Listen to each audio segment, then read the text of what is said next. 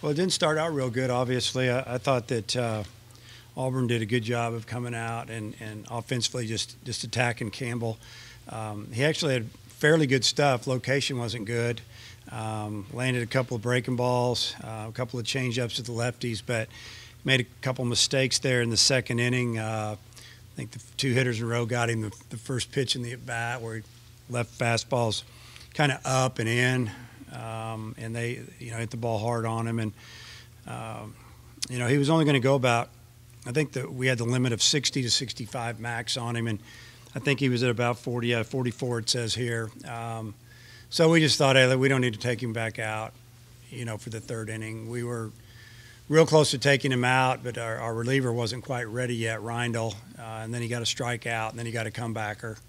And then that led to the 44 pitches. But what can you say? Jake Reindl, give up a ball that went over the fence. I don't know what it scored, a single or a home run or whatever it ended up being. But other than that, he really pitched. And that's the way he pitched last year, And, we've been talking all week. We need him, and he showed up in a big way, and he continued to get better as the game went on. His fastball even got better. Velocity-wise, located it, threw a lot of off-speed pitches, a couple change-ups here and there, and, gave us a chance to start chipping away and, finally win the game. You mentioned him getting going a little bit, but he hasn't pitched that well in a while. How big was that for this team to see him come out and give you 7 strong? Oh, it was huge. I mean, he hasn't pitched that well all year. I mean, that was last year Jake Reindl, and a guy that could throw the fastball 89 or 93, 87, and then with breaking ball and the changeup and give you all different kinds of looks and arm slots, and it was huge for us.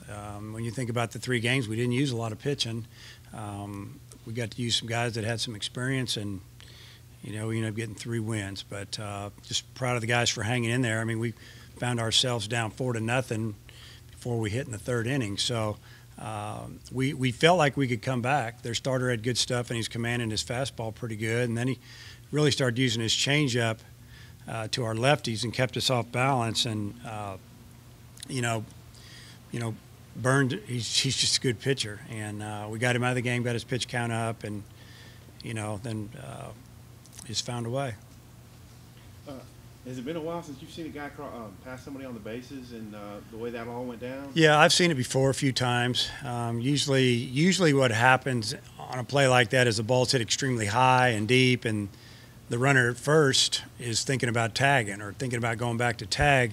In that situation, I really don't know what happened. I think the batter runner, hit the ball hard, didn't think it was quite going to go out of the park. We didn't think it was going to go out of the park. I thought Heston was going to catch it or was going to hit the wall, and he was moving really good in the front. The first runner, I really don't know what happened there.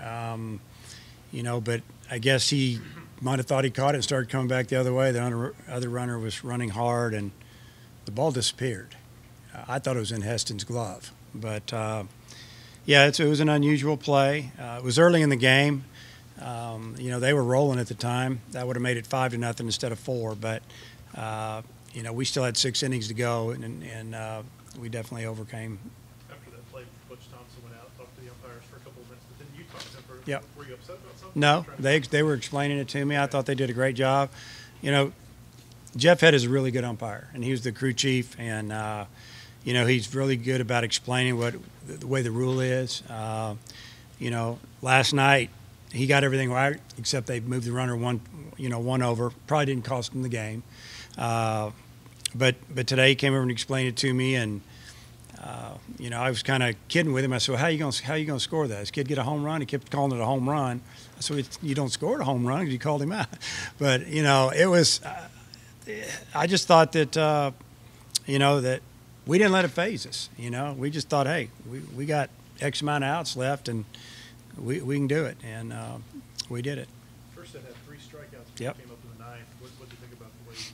I thought he did a great job. I think after his strikeout with the bases loaded against the lefty, he went out of the zone, 2 fastballs up. I was thinking to myself, I should have maybe just made him take till he got a strike. He's such a good hitter. I hate to take the bat out of his hand because the bat before he starts him out with a breaking ball for a ball. I let him go. It was a fastball, chest high. It was a ball. He swung at it. The next pitch was a ball. He swung at it, and fouled a pitch off, and then he got him or whatever. But we just told him, hey, you're going to get another at bat in this game. He's going to be the biggest at bat, and that's what we always tell the guys when they're struggling a little bit or they're having a bad game. It's all about the at bat, and that ended up at the time it looked like his at bat in the 8th was going to be the at bat, and then he got it there in the 9th, and he came through. Eric Cole had that big hit for you. Huge hit. When you think about it, we got, I think about when Fletcher was at the plate, and we had a runner at third, and he had a 0-2 count on him before he knew what happened, and he fouled off a pitch, and he chopped one in the 6-5 hole, and third baseman had to make an off-balance play. Just him putting the bat on the ball against that left-handed pitcher, got us another run. And all of a sudden it's 4-2. It's a big difference between 4-2 and 4-1 at the time.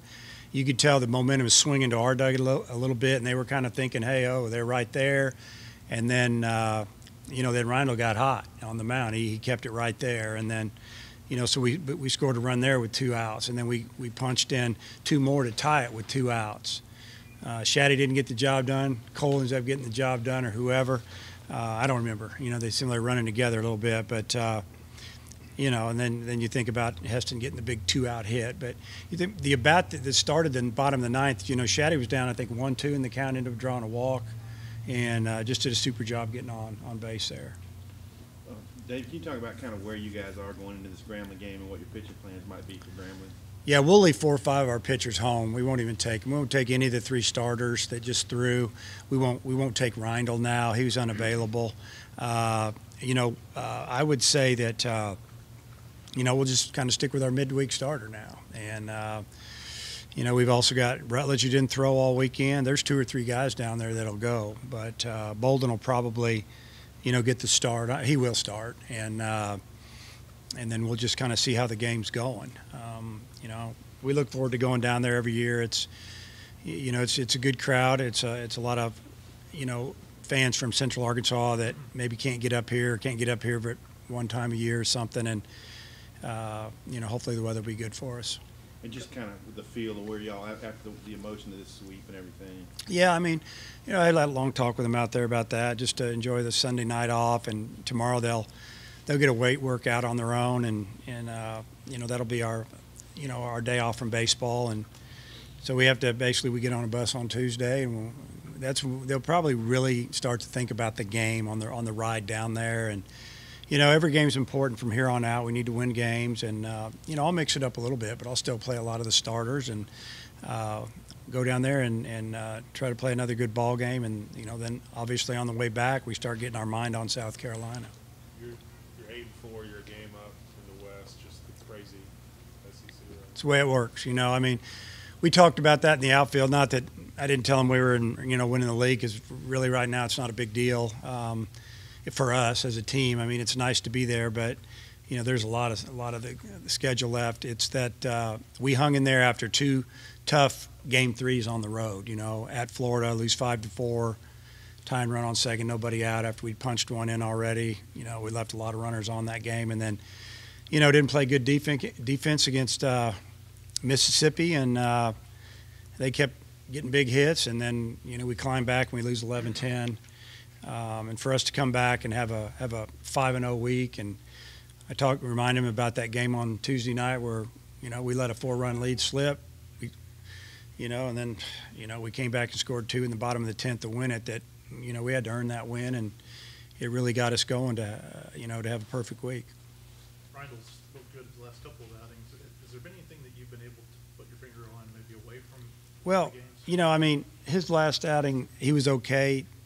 Not nearly as good as this.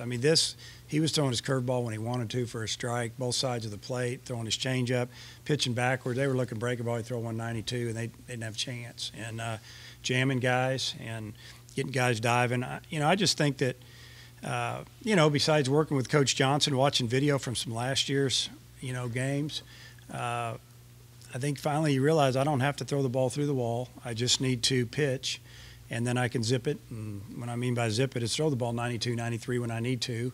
And that's what he did. He got ahead of hitters where he could just go to work on them. And, we knew it was in there and knew it was coming. And it was a great time for it to show up. Talked a little bit about the defense the last couple of days, but Yeah. With the cold weather and everything. Yeah, you guys- I mean, we didn't make an error in 3 games in conference, and that was huge for us. Auburn made a couple, and it hurt them. And those are the difference in a lot of, tight games. I don't think we made an error we might have gone 4 games in a row without an error after making a few too many on Tuesday. So big bounce back defensively, just handling the ball and playing catch and giving our pitchers and our offense a chance to work. Does this make you consider starting Rindle next weekend? Or It's a possibility. Again, I think Campbell's the guy as of right now. It doesn't mean Rindle won't be. I really like Jake in that middle role like that, whether it's short or long, to get us into the game or to finish up a game, or if we have a bad start, he's a go-to guy. I think Campbell will probably get another shot next week, and his pitch count will be built up. And I think you'll see him do a lot better.